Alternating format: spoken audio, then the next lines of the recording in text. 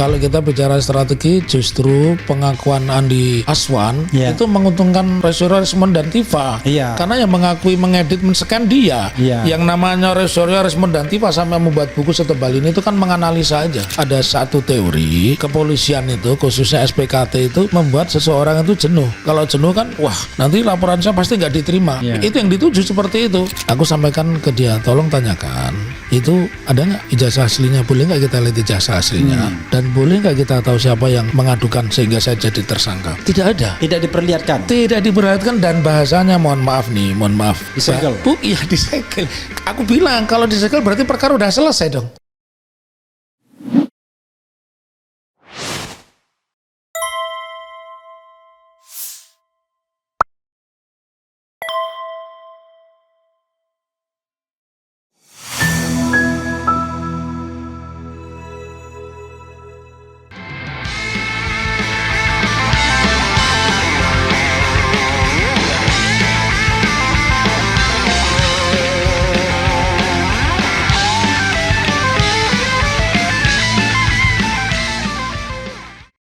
Sekali lagi malam ini saya bisa pastikan yang disebut scan itu adalah bohong.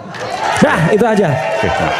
Iman, saya mempertanyakan tadi itu adalah dengan tone mapping. Bukan, saya tanya. Ini penting. Karena tadi sudah diklaim bohong, Bang Andi Aswan ini dapat dari mana? Katanya dari Dian Sandi. Menurut dia Bang katakan bohong, terserah untuk dia. Tapi dan keyakinan saya. Enggak, dari mana Jadi dapatnya? saya begini. Dari mana? Katanya sederhana. Saya nggak bisa sebutkan Pak Iman. Tapi Anda klaim bahwa itu asli. Dari mana? Tapi Anda klaim itu asli. Iya, pokoknya saya tidak sebutkan. Yang saya mau tanyakan. Jawab dulu. Itu asli. Saya sebutkan, saya bilang ya. Asli. Ya. Udah ya? Asli ya? Asli kok nggak ada embosnya? Nggak masalah. Asli Dia nggak mau ada katakan itu. watermarknya. Saya mau tanyakan. Yang masalahnya kemarin itu adalah fotonya Dumatno. Asli atau enggak itu aja udah Dumatno nanti. Asli atau enggak udah. Ini menentukan. Saya ke topi merah dulu. Saya belum bicara. Silakan, Mas. Oke. Boleh Anda ke depan. Man, jangan dipotong-potong man ya. Gue belum selesai, lu potong-potong lagi. Enggak, bukan dipotong. Ini soal ini udah selesai belum? Anda jangan marah sama saya. Gua nggak marah. Nah, ini udah selesai belum? Saya berikan kesempatan Anda. Sudah selesai. Oke, silakan. Jangan ke Dumatno, saya bilang. Anda udah selesai belum? Kalau udah selesai, saya berikan kesempatan. Bukan. Enggak, saya dibilang potong-potong nanti digoreng lagi. Ini udah selesai belum? Kalau belum selesai, saya berikan kesempatan. Silakan. Makanya kan gue Silakan. menjelaskan ini. Gue menanyakan mana. Bukan Dumatno ya, Dumatno nanti. Silakan. Gue menanyakan mana isunya. Apanya? Ijazahmu asli enggak tadi? Gua bukan udah tanya itu masalahnya. aja. Menurut lu gimana? Lu kan tadi bilang itu kan di bawah foto. Ini Itu berdasarkan itu. embosnya ada enggak? Gua nanya lu ini. Lah ya udah embosnya ada enggak? Gimana? Watermarknya ada enggak? Gua nanya ini Enggak kalau ada nanya palsu embos. udah. Oke, Udah baik. palsu dah. Topi merah, silakan. Mana ijazah palsu? Baik. Mana Palsu ijazah dah. palsu? Palsu dah. Ya, palsu yang mana? Ya itu tadi yang kamu tunjukin tadi. Nah, yang mana itu? Assalamualaikum warahmatullahi wabarakatuh. Sobat RH sekalian, warahmatullahi wabarakatuh. jumpa lagi kita di channel yang keren ini. Keren cerdas. Ya, saudara sekalian, the one and the only Muhammad Taufik pakai Q. Pakai Q. Ya. Assalamualaikum warahmatullahi wabarakatuh, Bro. Waalaikumsalam warahmatullahi wabarakatuh. Kayaknya Anda punya Oh, mata dan pikiran tidak di sini kayak. ya. Pikirannya di mie Aceh. Mie Aceh. Jadi kita pesan mie Aceh ya. Iya. Tapi sayang instruksinya agak terlambat tuh, makanya. Betul. Iya. Oke. Terima kasih Bro Taufik ya, Pak Taufik. Oke. Jadi kita kebetulan sama-sama ditunjuk sebagai Masuk di dalam satu tim yang sama. lawyer baru RRT ya. Tetapi kita ingin mengatakan itu bukan substitusi, tetapi itu adalah menambah pasukan ya kan. Menambah daya ledak, menambah amunisi. Menambah amunisi. Jadi bukan substitusi. Bukan. Ini one thing for sure. Jadi biar tidak ada semacam ya suatu isu bahwa ada macam-macam gitu ya.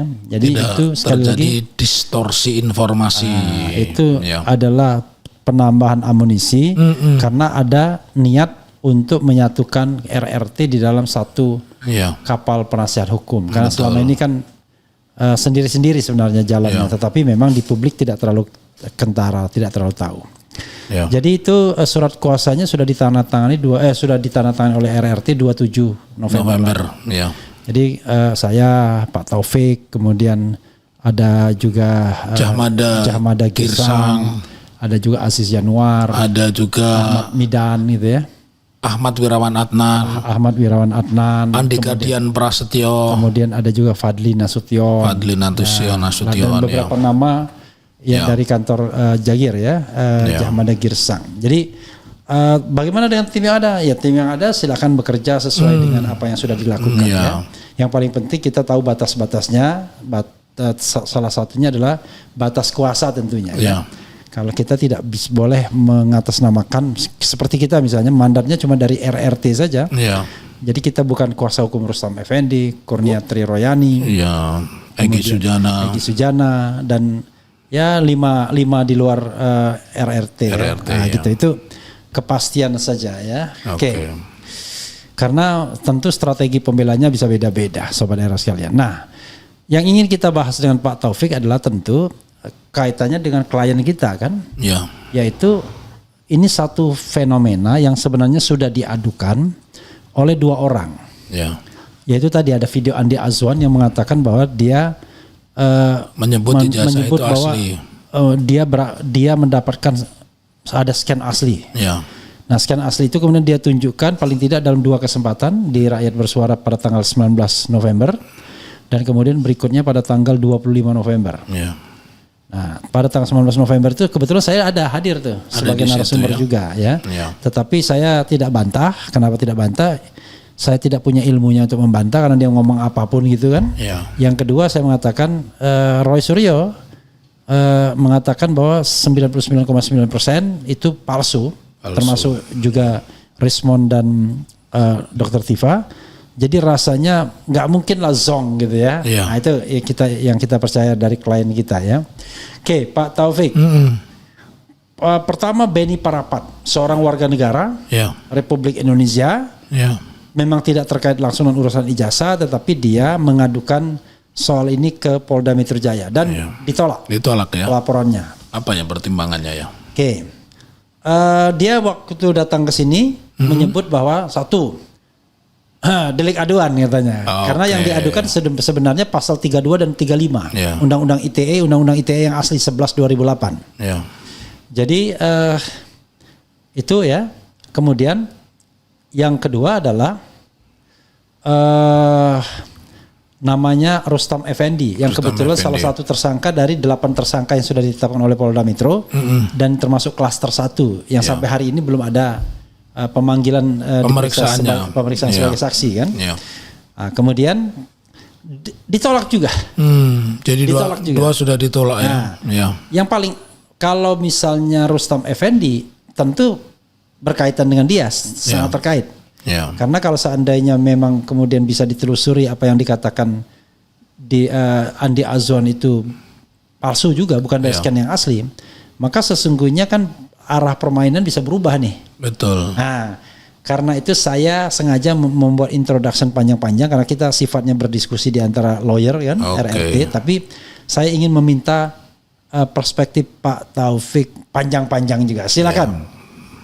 Gitu. Oke, silakan. Baik, saya mau mulai ya, karena kita namanya ngobrol ya, nggak usah kenceng-kenceng. Tapi kalau gebrak meja kan boleh-boleh juga ya. Gebrak meja itu kan sebuah seni begitu. Ya.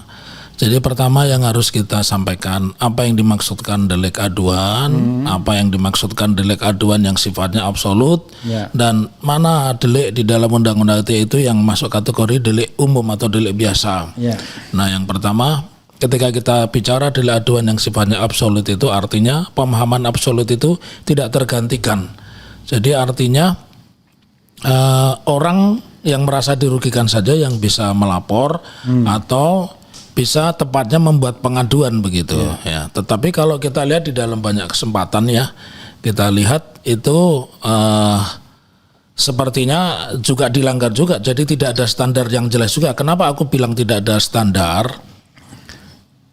Ketika yang namanya Gus Nur pertama kali dan juga Bambang Tri dipenjarakan itu kan pengadunya bukan Joko Widodo. Ya. Joko Widodo, dan tidak kena sebenarnya kalau kita bicara legal standing, karena penghinaan itu mau menggunakan pasal berapapun. Jadi saya bicara penghinaan dulu ya. Mau menggunakan pasal berapapun, penghinaan itu klasternya, jenisnya atau kelompoknya itu menginduk pada pasal KUHP ya. Pasal-pasal KUHP lah dari 310, 311 sampai dengan 319. Nah, kemudian teknologi ini berkembang, lahirlah kemudian Undang-Undang Informasi dan Transaksi Elektronik. Nah, kembali kemudian kita menganalisa apakah seseorang ini memiliki legal standing, kedudukan hukum, memiliki satu relasi begitu ya, relasi kausalitas untuk membuat pengaduan. Kata-katanya pengaduan kalau kita bicara itu delik aduan ya.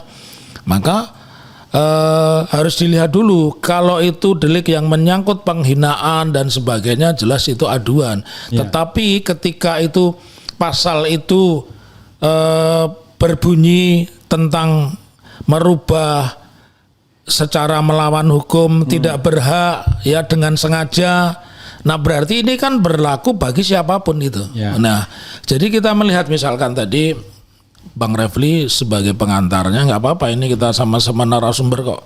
Kalau ada orang kritik, kenapa itu hostnya kok nanya panjang ya, harusnya sekarang jadi narasumber juga kok, karena harusnya juga penasihat hukum ya.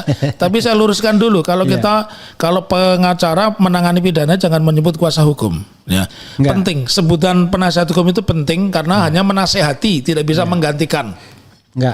Saya tadi di konteksnya kita mendapatkan surat kuasa. Surat kuasa, betul. Jadi kalau kita mendapatkan surat kuasa, tapi kita berkedudukan sebagai penasihat hukum. Kan tidak ada surat penasihat hukum. Surat kuasa. Terus aku lanjutkan kembali. Nah, kalau tadi pengantar Anda lihat semua itu Andi Aswan ya. Andi Aswan, dan dia sudah dicecar oleh seorang Roy Suryo dan dia tegas mengatakan asli ya. Asli kemudian scan. Ini aku pakai perumpamaan dulu Bang Refli. Kita mulai hari ini berbicara hukum itu dengan pendekatan hukum itu yang dipahami masyarakat. Aku ceritanya begini.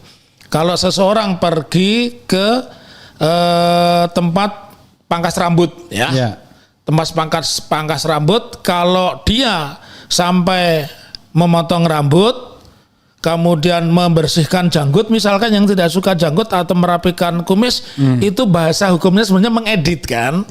Gambar awalnya kan seperti ini misalnya, terus kemudian kita rubah, itu ada kita tambahin apa, itu namanya mengedit. Nah, kenapa saya mengatakan seperti itu? Itulah deskripsi dari ancaman pidananya dulu. Ancaman pidananya pasal 32 ayat 1 itu kan diatur di pasal 48 ayat 1 ya, di mana ancamannya ngeri nih. Ancamannya berapa? Ancamannya maksimal 8 tahun dan denda sebanyak-banyaknya 2 miliar. Nah, kita deskripsi dulu di pasal 32 ayat 1 Undang-Undang Informasi dan Transaksi Elektronik. Di situ disebutkan barang siapa dengan sengaja, berarti barang siapa itu subjek hukum.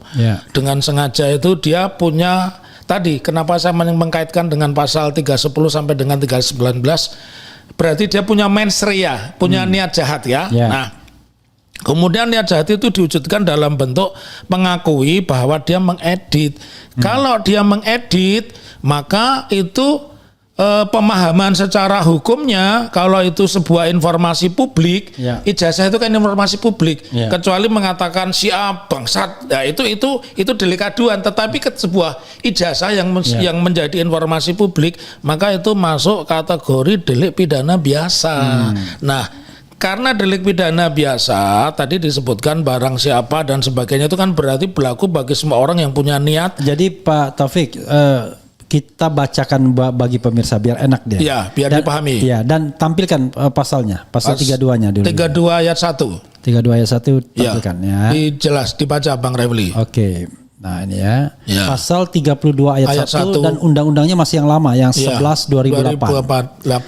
Ayat 1, setiap orang dengan sengaja subjek hukum dan tanpa hak atau melawan hukum dengan cara apapun mengubah, menambah, mengurangi, melakukan transmisi. Nah, ini agak berat. Melakukan transmisi, merusak, menghilangkan, memindahkan, menyembunyikan suatu informasi elektronik dan atau dokumen elektronik milik orang lain atau milik publik, siapapun. Lalu langsung sanksi pidananya di pasal 48 ya. Ya, 48 ayat 1. Langsung kita nggak harus kita sambungkan, kalau enggak nggak bunyi dia. Ya. Nah, yaitu ancamannya 8 tahun tuh. Ya, 8 tahun denda 2 miliar sebanyak-banyaknya. Tapi nggak pernah orang kena denda biasanya. Ya ada juga sih dokter ketua ID di Wonogiri itu pernah didenda 150 juta. Gitu ya. Setiap orang yang memenuhi unsur sebagaimana dimaksud dalam pasal 32 ayat 1 dipidana dengan pidana penjara paling lama 8 tahun dan atau denda paling banyak 2 miliar rupiah. 2 miliar rupiah. Kalaupun ada denda mungkin dendanya kecil-kecil juga ya. Kecil-kecil ya. Oke, nah. Jadi kalau pasal unsur dari pasal itu dipenuhi, maka 8 tahun penjara menanti Anda, kira-kira gitu ya. Oke, silakan Pak Taufik. Jadi dari fakta ini kan jelas tadi apa yang saya terangkan kemudian dikonstatir, dibaca ulang, jelas kan barang siapa dengan sengaja. Kata-katanya ini kan salah satunya itu adalah mengedit, merubah, memindahkan, dan itu semuanya terpenuhi ya. Karena itu tampil di muka umum, televisi itu kan ruang publiknya. Oleh karenanya kalau tadi Bang Refli mengatakan bahwa Rustam itu ditolak, satu lagi siapa? Namanya Beni Parapat. Beni Parapak ya. Parapat. Ya, Beni Parapat itu juga ditolak dengan alasan itu delik aduan. Ya, ini begini, kenapa itu tidak masuk pasal penghinaan sebagaimana saya sebut 310 311? Karena di situ tidak bicara subjeknya nama orang. Jadi pengertian delik aduan itu seseorang menghendaki kepada siapa kalimat itu ditujukan. Nah, ketika mengedit sebuah karya cipta, misalkan lagu dirubah liriknya dan sebagainya, sebenarnya ini kena juga ya. Misalkan grup-grup pelawak yang merubah lagu Bengawan Solo atau apa, itu kena juga. Nah, artinya kalau kita telaah secara akademis, jelas itu tidak masuk kategori delik aduan, karena delik aduan itu harus ada relasi bahwa orang yang kita hina itu punya interaksi atau kita tuju secara langsung. Nah, kalau ini sebuah ijazah, ya menurut saya Beni Parapat tidak layak untuk ditolak. Begitu juga Rustam itu, yang notabene Rustam juga punya legal standing karena dia berkedudukan sebagai tersangka. Dan punya kaitan langsung dia. Karena menurut saya ini yang tidak fair, dan ini sudah banyak terjadi di dalam ilmu pidana. Ini namanya disparitas. Sebuah peristiwa yang sama, pasal yang sama, tapi perbedaan perlakuan. Nah, apa yang disangkakan kepada kita, kembali lagi nih kepada penulis buku ini. Di situ ada Roy, di situ ada Rismond, di situ ada Dr. Iva. Kenapa mereka Tifa bukan Dr. Iva? Dr. Tifa. Oh iya, Dr. Tifa. Nanti Dr. Iva tadi. Tadi subjek lagi nanti. Ya itu gara-gara mie Aceh juga itu. Mie Aceh juga. Mie Acehnya belum datang. Mie Aceh rebus yang siput begitu. Nah, aku ulang kembali. Jadi dari fakta-fakta ini jelas kepada kita ada disparitas, ada perlakuan Pak Jokowi tidak pernah kecuali yang tanggal 30 April. Memang benar-benar mengadu ke Polda. Meskipun itu pun juga tidak menyebut subjek hukum siapa, ya, dan itu pun perkaranya jalan, bahkan dalam waktu 1 minggu sudah naik ke naik penyelidikan begitu, sesuatu yang sangat istimewa. Nah, kalau kita bandingkan peristiwa ini dengan apa yang dilakukan oleh Beni Parapak dan Rustam, jelas ini masuk kategori disparitas perbedaan, dan itu tidak benar karena hukum pidana tidak mengenal itu. Hukum pidana yang membedakan seseorang subjek hukum itu cuma 2, dia bisa dimintai pertanggungjawab atau tidak.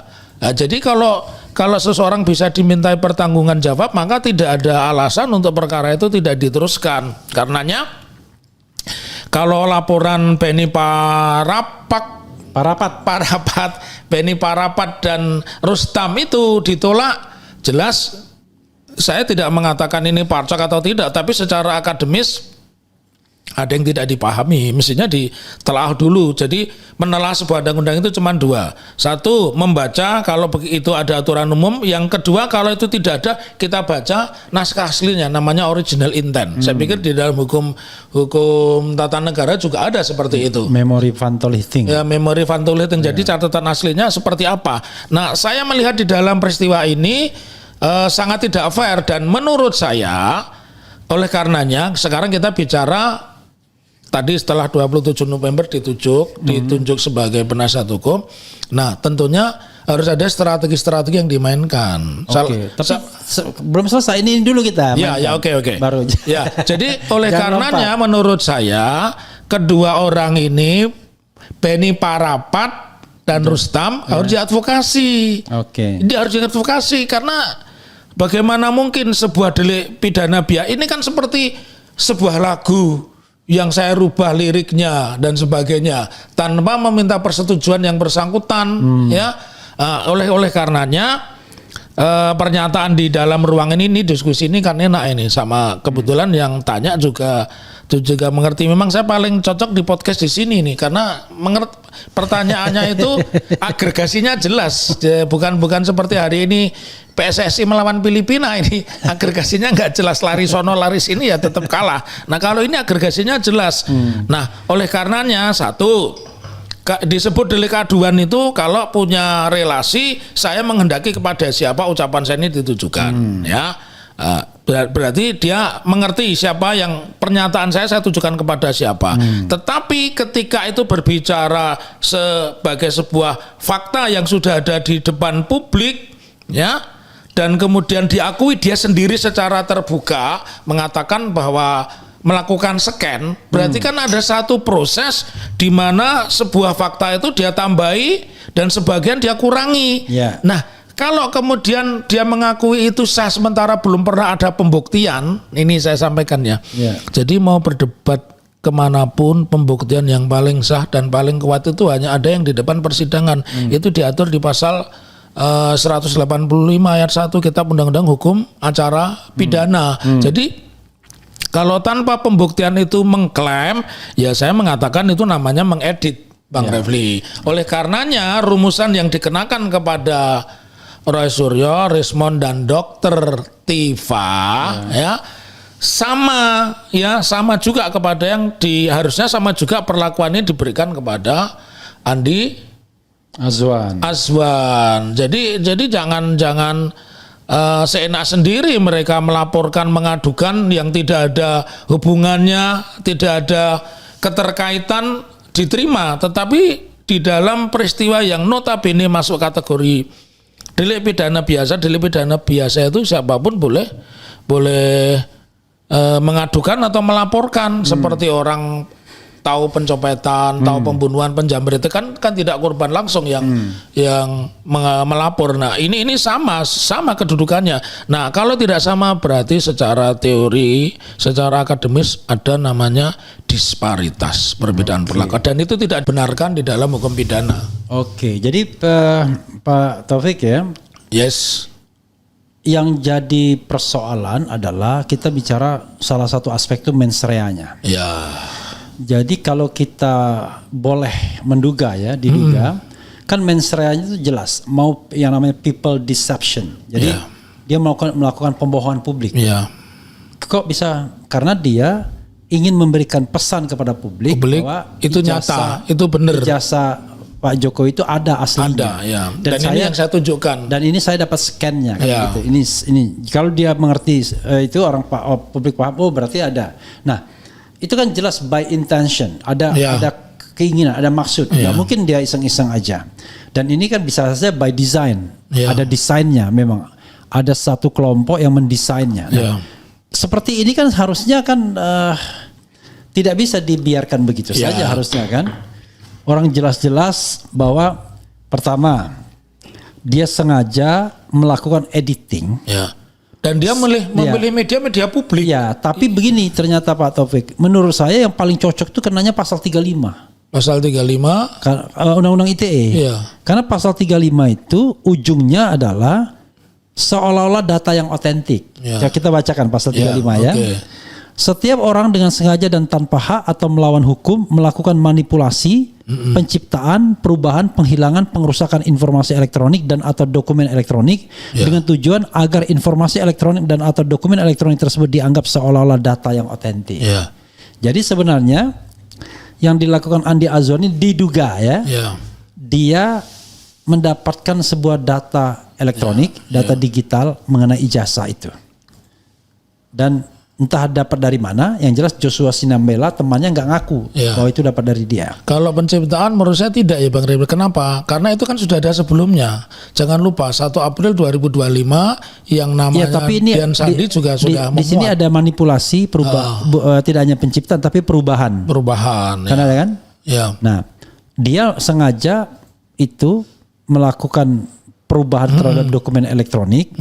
Dan kita tidak mengatakan di sini bahwa dokumen elektronik harus asli kan. Yang jelas sebuah dokumen elektronik yang lalu ditampilkan dan seolah-olah itu otentik. Nah, ini kenanya malah lebih parah ini. Iya, kalau pasal 35 lebih 12 tahun kenanya. Ya, lebih tinggi begitu. Jadi ini dia sengaja, menurut saya dia sengaja membuat sebuah dokumen yang dia ubah sedemikian rupa seolah itu otentik untuk ditampilkan ke publik agar meyakinkan publik bahwa Pak Jokowi memang punya ijazah asli. Kenapa punya yang asli? Ini scan aslinya. Nah, ternyata Roy Suryo menganalisa dan menelanjangi termasuk topi merah bahwa dokumen itu adalah dokumen yang sama yang sudah diupload oleh Dian Sandi pada tanggal 1 April. Dan ternyata dokumen itu pula yang sudah diteliti oleh RRT, terutama Roy dan Rismond. Kalau Dr. Tiva kan lebih pada neuropolitika. Nah, kalau kita bicara strategi, justru pengakuan Andi Aswan itu menguntungkan Roy Rismond dan Tiva. Karena yang mengakui mengedit men-scan dia. Yang namanya Roy Rismond dan Tiva sampai membuat buku setebal ini itu kan menganalisa aja. Memberikan komentar dan mereverse yang sebelumnya sama membuat citasi, membuat kutipan-kutipan. Sangat berbeda sekali ini. Dan end produknya nggak ada begitu. Kalau dia kan end produknya ada yang dia tampilkan ke publik. Itulah sebagai bentuk produk akhir dari perubahan itu yang seolah-olah otentik. Kalau produk akhir dari RRT ya buku ini. Justru ini yang disebut buku ilmiah. Yang sebentar lagi nanti tanggal 18 itu mau kita bedah di Fakultas Hukum Universitas Islam Sultan Agung. Gitu ya? Iya, jadi kita hadir. Jadi ini colongan. Jadi ini informasi pendahuluan. Oke, jadi dan insya Allah akan menghadirkan RRT ya. RRT juga, Roy, Rismond, dan juga ditambah siapa itu Dr. Engineer Ridho ya. Ridho Rahmadi. Ridho Rahmadi juga akan. Refli Harun nggak diundang. Nah itu tergantung Refli Harun. Refli Harun mungkin cukup sebagai host atau moderator aja. Jadi dari fakta-fakta ini kita menganalisakan karena kita ini diskusi, kita sama-sama memiliki kedudukan sebagai penasihat hukum. Penasihat hukum itu fungsi utamanya kan 3. Satu, dia mendampingi. Di dalam pendampingan itu tentu dia menyampaikan hal-hal yang sekiranya bisa membebaskan. Setidaknya kalau tidak membebaskan meringankan. Begini Pak Taufik, itu balik ke nanti dulu itu kita selesaikan Andi Azwan ini. Kalau kembali kepada Andi Aswan, saya mengatakan pernyataan itu justru menguntungkan. Dan karenanya ini sampai nggak kita misalkan nanti kita menghadirkan saksi adecat, saksi yang meringankan, kita menghadirkan ahli, kan harus sampai ke sana. Nah, kalau diskusi kita hari ini topiknya tentang Andi Aswan. Jadi Andi Aswan itu saksi ada charge. Jadi saksi ada charge, exactly. Jadi begini, ini di dalam praktek kita belum tentu yang dihadirkan jaksa itu memberatkan, benar kan?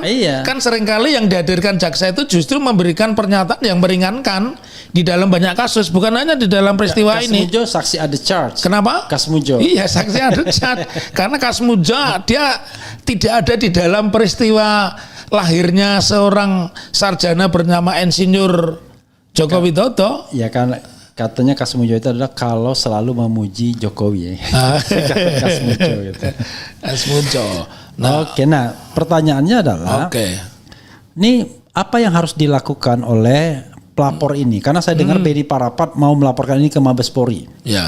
Karena memang kan orang tuh bisa walaupun lokus deliktinya ada di Polda Metro, tapi kalau gradasi kasus itu merupakan isu nasional, melibatkan tokoh nasional, itu boleh lapornya ke Mabes Polri. Dulu kan saya ketika difitnah, mau diincar gitu, Langsung kita preemptive attack. Dulu kan konsultasinya dengan saya itu.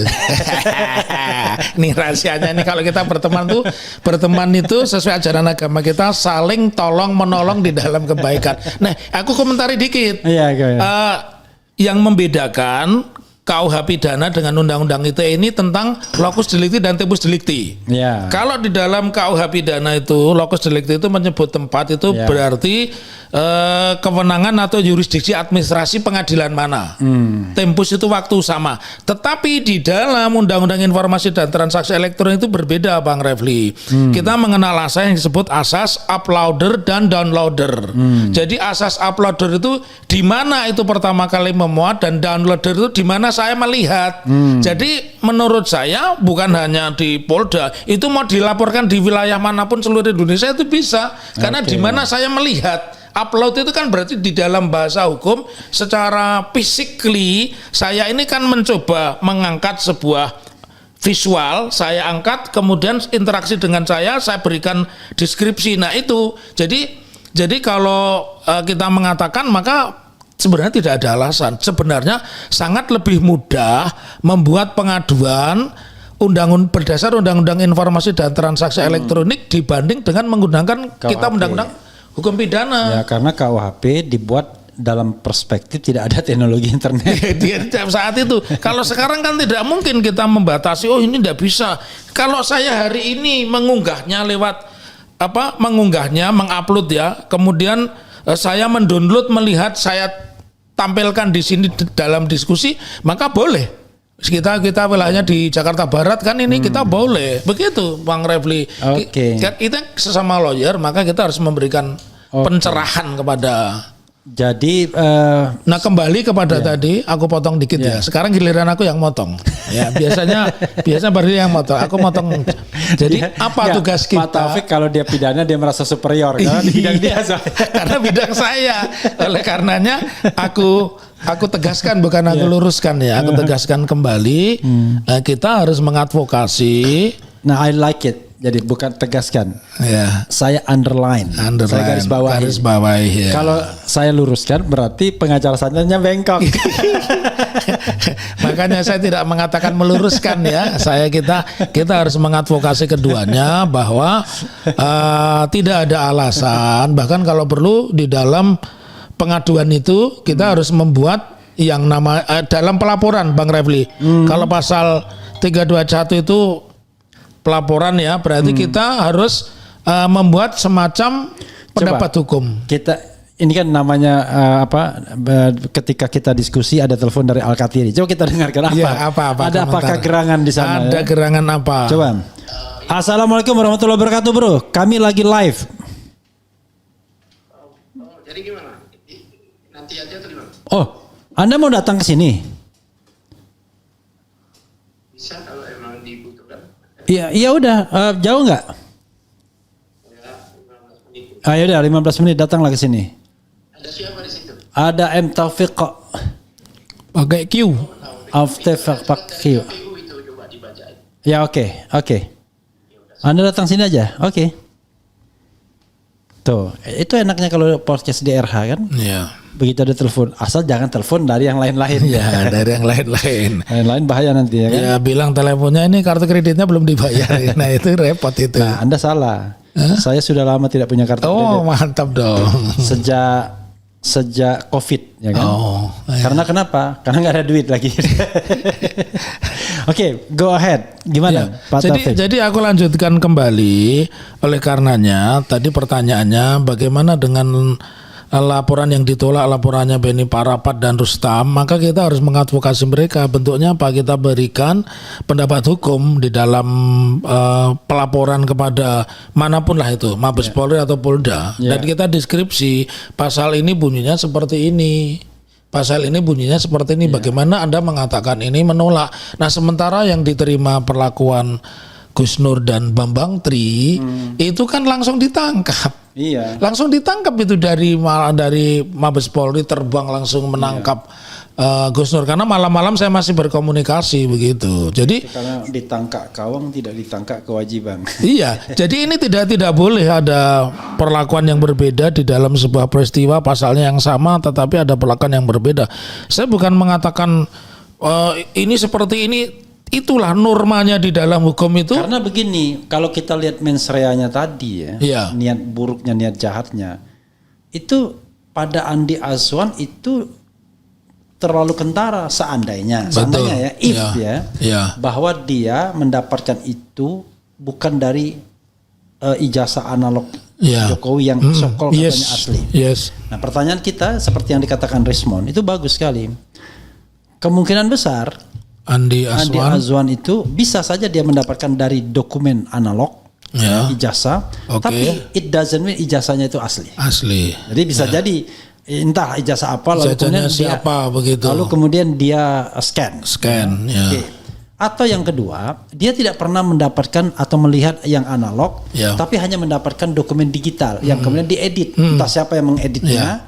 Karena Mas Roy kemudian mengatakan itu dokumennya Dian Sandi yang bentuknya trapesium, kemudian dia kotak, dia luruskan kan.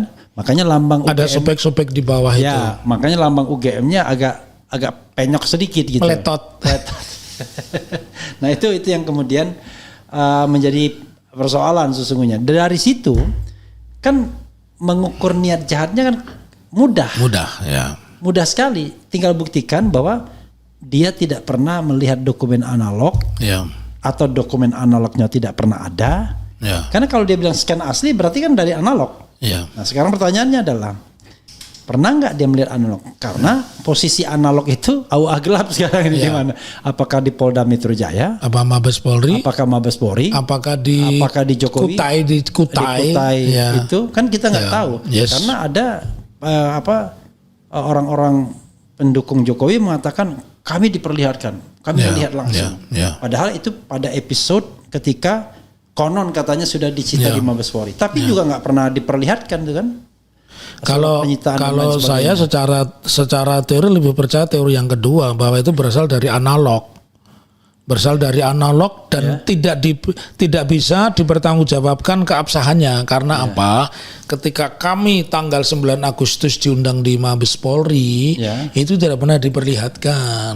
9 Agustus itu gelar perkara khusus. Gelar perkara khusus itu kan atas permintaan pelapor atau pengadu. TPUA waktu itu. Dan tidak ada. Jadi di dalam peristiwa itu sama sekali tidak disinggung tentang ijazahnya ini. Kenapa laporannya ditolak? Karena ini yang asli begini, yang palsu begini. Itu yang pertama. Yang kedua yang diketahui oleh khalayak, ketika kami mendampingi Dokter Tifa, bukan Rifa. Dokter Tifa. Bukan Iva juga. Bukan Iva juga. Dokter Tifa itu. Pertanyaan pertama yang saya pesankan. Lengkapnya tahu. Lengkapnya siapa? Dokter Tifa Tiasuma. Bukan. Jadi Tifauzia Tiasuma ya. Jadi MSc ya. Terus aku bilang begini, kan fungsi penasihat hukum menasihati ya. Aku sampaikan ke dia, tolong tanyakan ya, itu ada nggak ijazah aslinya? Boleh nggak kita lihat ijazah aslinya? Dan boleh nggak kita tahu siapa yang mengadukan sehingga saya jadi tersangka? Tidak ada. Tidak diperlihatkan dan bahasanya mohon maaf ya. Disegel. Disegel. Aku bilang kalau disegel berarti perkara udah selesai dong. Iya. Kalau ini sebuah barang bukti disegel nggak bisa dibuka berarti kan udah selesai. Berarti kan tinggal dibawa ke jaksa P21 kan begitu. Secara teorinya begitu, secara normanya hukum acaranya begitu. Nah, kalau sudah seperti itu, kembali tadi, ini menarik juga karena yang berbicara orang yang punya kapasitas. Kalau kemudian Andi Azwan itu mengatakan bahwa dia men-scan, berarti ada satu perbuatan yang dia lihat, Tetapi kan tidak bisa kalau sebuah perbuatan yang orang harus percaya di muka umum, bahwa itu asli, sementara tidak pernah di dalam hukum acaranya, baik itu digelar perkara maupun pemeriksaan, untuk begini, kalau aku dituduh memalsukan uang palsu, kan pasti penyidik menunjukin ke aku. Uangnya mana? Uangnya asli ini loh. Ini uang asli yang kau buat ini palsu. Nah itu tidak pernah terjadi seperti itu. Jadi itu tidak bisa dianggap bahwa ijazah itu asli. Nah kalau kembali tadi kepada teori yang disampaikan oleh Andi Aswan ya, bahwa dia pernah ditunjukkan, itu kan klaim sepihak. Karena sama juga kan Bang Refli sama aku, saya pernah ditunjukkan ini apa itu ijazahnya Pak Jokowi warnanya ini. Siapa yang mau percaya kalau ngomong omong-omong seperti itu? Kalau saya mengatakan ijazahnya Pak Jokowi ini loh buktinya. Karena analog itu kan sesuatu yang mudah dibuktikan begitu loh. Makanya persoalannya adalah kan mudah sekali membuktikan apakah dia bohong atau tidak.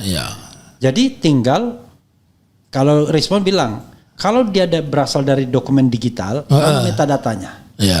Artinya nanti di situ akan ketahuan kalau dia ngedit. Kalau dia misalnya berasal dari dokumen analog, mana dokumen analognya? Kan tinggal itu aja. Nah, ternyata kalau kita lihat itu berasal dari dokumen digital. Karena Topi Merah sudah melakukan analisis, sama dengan Andi Aswan, sama dengan Dian Sandi, Roy Suryo juga begitu. Jadi kesimpulannya adalah dokumen Andi Aswan ini hanyalah mengedit yang sudah ada yang sudah dipublis juga. Dan ternyata editnya kurang mulus, kurang rapi, greges-gregesnya masih ada. Misalnya gitu. Nah, karena yang edit bukan seorang ahli digital forensik atau telematika. Sekarang pertanyaannya adalah apa motif dia kan? Nah, disitulah kita bisa melihat mens rea-nya kan. Makanya saya katakan motifnya adalah people deception. Untuk membohongi publik kan? Karena dia tidak ini sorry ya untuk mengatakan dia tidak membutuhkan untuk meyakinkan orang-orang kayak kita. Tidak butuh meyakinkan para penegak hukum yang sebenarnya sudah tahu from the beginning sudah paham. Tapi dia perlu membujuk people deception, membujuk people supaya percaya. Dan kemudian nanti ditindaklanjuti dengan jajak pendapat. Atau katakanlah menyewa pollster ya kan untuk melakukan itu. Menyewa siapa? Kodari ya? Oh, jangan. Enggak boleh menyebut nama. Enggak boleh nama. Itu. Oke. Jadi sekarang apa nasihatnya ketika ketika laporan itu ditolak, padahal itu bisa ibarat permainan sepak bola, walaupun tidak berhubungan langsung kasusnya. Misalnya let's say yang diadukan oleh Beni Parapat gitu ya, dia kan nggak ada kaitannya di situ. Tetapi karena ini delik umum, anyone, everybody bisa mengadukan. Betul. Apa Pak Taufik bisa dinasihatkan kepada mereka ini agar laporan ini terus didesakkan dan kemudian diterima sebagai sebuah laporan yang harus ditindaklanjuti. Silakan Pak Taufik. Kalau pengalaman yang sudah pengalaman empiris kami ketika membuat pengaduan atau laporan yang tidak ditindaklanjuti itu ada dua upaya yang kita lakukan. Satu, kita mengulang lagi dengan tadi membuat sebuah pendapat hukum bahwa apa yang saya laporkan atau saya adukan ini saya berteguh bahwa ini benar. Artinya benar secara hukum acara, benar secara fakta, dan mestinya laporan ini harus diterima. Soalnya tidak ada pasal ataupun asas yang boleh mengatakan kepolisian itu tidak bisa menerima perkara itu, tidak ada. Saya tidak bisa menemukan. Kenapa? Karena asasnya juga berimbas. Maka kita harus menyebut polisi, jaksa, hakim itu kan sistem peradilan pidana. Kita menyebutnya SPP, sistem peradilan pidana. Jadi ketika mengatakan bahwa dakwaan harus lengkap dan sebagainya, semuanya berangkatnya dari laporan. Nah, karena di pengadilan pun juga tidak ada seseorang itu tidak boleh mengajukan gugatan atau mendaftarkan perkara soal itu nanti putusannya tidak dapat diterima, ditolak, atau kalau itu perkara pidana dakwaannya ditolak, itu persoalan lain itu Bang Refli. Nah, oleh karenanya menurut saya ada satu skenario, bisa juga dia itu membuat pelaporan ke Mabes Polri dengan membuat pendapat hukum disertakan bukti-bukti atau yang kedua bisa juga dua-duanya jalan, dia melaporkan ke Mabes Polri, melaporkan perkaranya dan dia mengadukan perilaku penyidik di Polda Metro yang mengabaikan laporan dia karena tidak ada asas, yang tidak presisi. Iya, tidak presisi ya. Gitu. Iya, jadi nggak bisa seperti itu. Itu kan makin membuat masyarakat menjadi tidak percaya. Kalau saya sebagai orang pidana begini, memang ada satu teori kepolisian itu, khususnya SPKT itu membuat seseorang itu jenuh. Kalau jenuh kan, wah nanti laporan saya pasti nggak diterima. Ya. Itu yang dituju seperti itu. Nah, ya, Benny Parapat itu berada di Polda Metro selama 12 jam. Oh. Jadi dia datang pukul 10 pagi sampai pukul 10 malam. Ya. Jadi kok bisa seperti pemeriksaannya Dr. Tifa malah lebih lama itu ya kan kita. Cuma dia diselingi sholat Jumat, waktunya aja 2 jam makan gitu ya, 10 jam secara efektif karena bolak-balik konsultasi kan. Dan itu bertentangan dengan asas hukum acara pidana kita yang cepat, murah, sederhana itu. Dan berpihak. Iya. Oke Pak Taufik, rupanya kita yang lain-lain kita simpan dulu, asuhan dulu yang paling penting. Sepakat. Nanti kalau perlu kita ajak mereka diskusi, kita bekali dan kita dampingi itu. Ya. Bahwa sebenarnya di Rustam Effendi, pada pelaporan Rustam Effendi itu sudah didampingi oleh lawyer Mas Roy Suryo, lawyer sekali lagi lawyer yang siapa? Di situ ada Abdul Ghafar Sangaji, ada Hosinuddin, ya inilah lawyer Rustam Effendi memang kan mereka ada punya tim sendiri, ada punya tim sendiri. Jadi saya kira cukup memadai. Bahkan Abdul Ghafar Sangaji sudah saya panggil ke sini, keren sekali. Kayak penyidik. Saya sudah undang ke sini, ya kan. Dia bersedia, tapi unfortunately ternyata ada masalah domestik. Ibunya, bapak atau ayahnya sakit. Akhirnya dia harus pulang. Belum bisa datang. Belum bisa datang.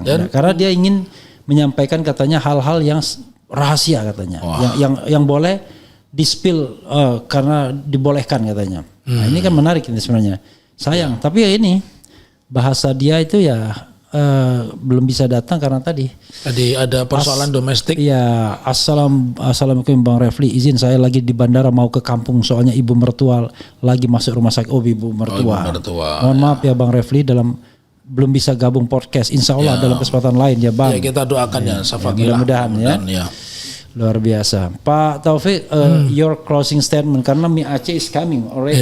Maybe. Mi Aceh. Mi Aceh. And then in another time, we try to speak English. And then I answer you in English, and then you try to reply me also in English. Also in English, yes. Once again. Yeah. Okay. I do appreciate. Jadi kalau saya boleh mengatakan yang pertama ini sebagai closing statement itu, penyidik itu sesuai dengan tugasnya kan, melayani. Apakah pengaduan, apakah itu pelaporan itu harus dilayani ya. Kemudian polisi itu kan punya pedomannya itu KUHAP yang utama, yang secara general polisi, jaksa, hakim itu pengacara pedomannya KUHAP. Kemudian yang kedua mereka punya peraturan Kapolri ya. Nah baik di dalam KUHAP, peraturan Kapolri atau SE Kapolri itu ada kewajiban untuk menerima pengaduan atau laporan, bahkan yang terjadi satu ketika ada polsek tidak menerima padahal dia sudah ada debt collector narik mobilnya, kan akhirnya dijatuhi sanksi itu si polsek, seluruh polseknya. Nah sama, jadi di dalam peristiwa ini kalau saya memahami dari pengalaman empiris kami mendampingi perkara-perkara seperti ini, memang kita mesti gigih begitu, mesti gigih ya. Kemudian yang terakhir ya, karena kita di dalam undang-undang ITE menggunakan asas uploader downloader, kalian kalau punya problem seperti ini dimanapun itu bisa ya. Jadi justru kita bertanya kenapa kepolisian itu tidak mau menerima laporannya sampai 12 jam itu, saya pikir sudah bagian dari perilaku disparitas yang tidak boleh dipertontonkan di dunia hukum Indonesia kalau kita ingin mempercayai kepolisian. Begitu Bang Refli. Ya. Karena kalau kita bicara disparity atau disparitas kesenjangan, memang harus belajar dari Roma Irama. Ya. Yang kaya makin kaya, yang miskin makin miskin ya. Atau kita bicara juga almarhum Zainuddin MZ. Apa? Bahwa pisau itu tajam ke bawah, tumpul ke atas. Iya kan? Ya, saudara sekalian, ya memang di dalam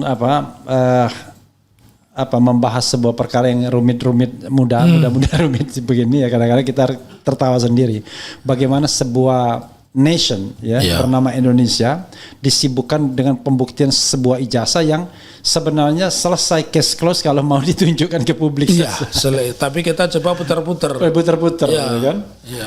Maka kemudian muncul teori yang mengatakan wah ini sengaja Pak Jokowi biar dia on the top. Ya, memang ada teori seperti itu. Bahkan yang terbaru mengatakan ada yang nanya ke kita sebenarnya Pak Taufik dan kawan-kawan itu dibayar berapa? Dibayar berapa supaya isu itu naik terus?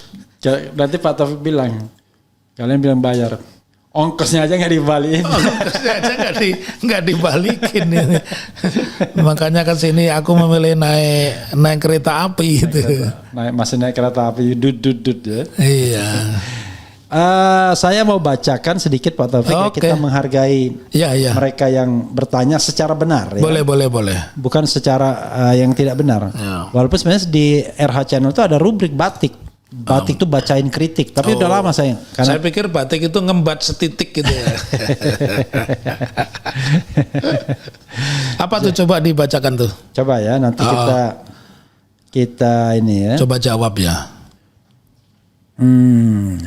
Parcok Sontoloyo, equality before the law hanya dapat bisa diakses Jokowi beserta monster-monster termul, Andi Sawan dan Sylvester. Wah, itu nggak boleh juga nambah-nambahnya. Tapi saya bacakan karena ini aspirasi. Selama kepolisian belum di radical break, termasuk Kapolri yang diangkat di rezim sebelumnya, saya meragukan netralitas Polri dan equality before the law nggak jalan. Wah, padahal ketika saya pidato di 212 kan, equality before the law. Salah satu isi dari konstitusi. Suruh 5 menit soalnya. 5 menit suruh bicara tentang konstitusi dan pemberantasan korupsi. But within 5 minutes. Only 5 minutes. Iya. Oke. Menarik ini Pak Taufik ya, bicara tentang netralitas justru aparat penegak hukum atau penyidik. Dalam kasus yang sama sehari sebelumnya, laporan itu kan laporannya kan tanggal 27 November kalau nggak salah ya. Laporannya 2 minggu yang lalu berarti. Sorry. Laporannya Michael Sinaga mengenai pencemaran nama baik ketika dia dibilang wartawan palsu atau wartawan gadungan atau gadungan. Saya pun juga dibilang sama Adinda Kausi siapa itu Faisal Asgab pengacara gadungan. Oke ya. Nah, dia mengadukan dan diterima. Yang ecek-ecek begitu diterima. Padahal itu kan tinggal restoratif justice saja. Temukan ini ada yang ngadu selesai. Gimana mau salam nggak shake hand kan? Selesai.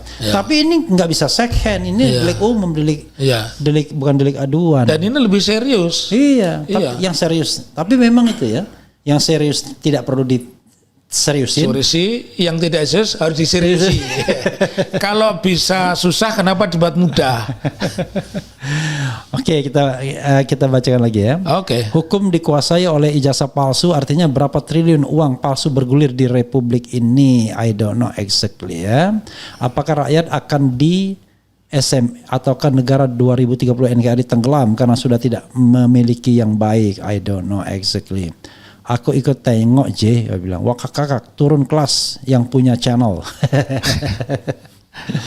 Ini serba salah ya. Iya.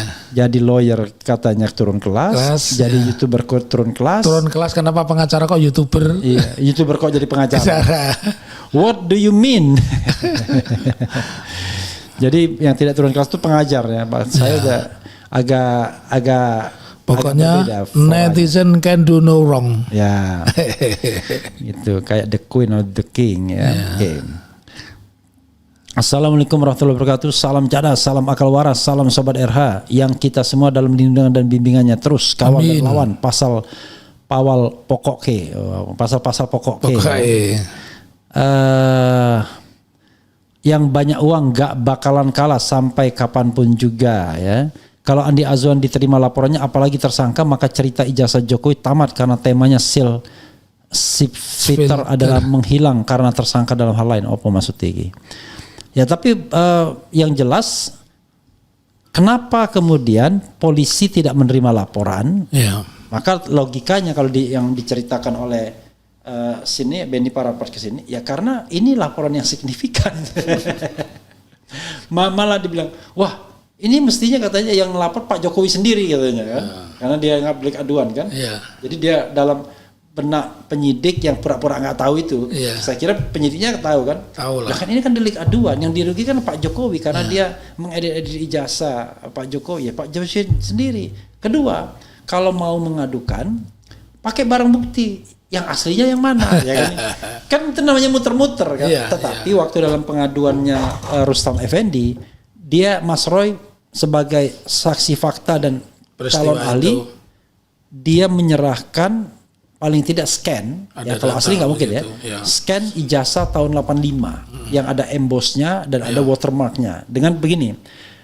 Ijazah itu it could be possible tidak sama dengan ijazah Pak Jokowi 1120 yang tertanggal 5 November 1985. Tapi Mas Roy bilang, dan juga termasuk saya mengatakan, kalau teknologi emboss sama teknologi watermark itu sudah dipakai pada wisuda sebelumnya, nggak mungkin pada wisuda terakhir tahun 1985 tidak dipakai.